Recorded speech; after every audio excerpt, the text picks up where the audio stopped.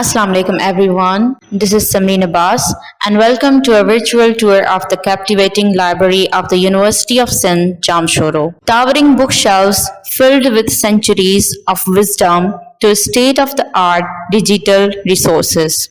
The library is a beacon of intellectual discovery. Let's embark on this journey together and discover the endless wonders that await within the halls of the libraries of University of Sindh Jamshoro.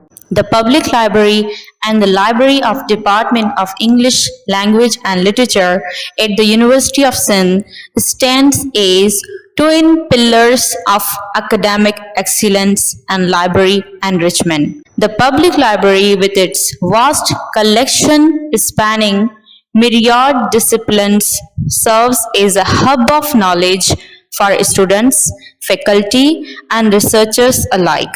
Meanwhile, the Library of Department of English Language and Literature offers a specialized collection tailored to the needs of students and scholars in their fields, encompassing classic as well as contemporary works of literature, critical studies, and linguistic resources. Together, these libraries provide a comprehensive academic environment, fostering intellectual growth, research endeavors, and a deep appreciation for the written word.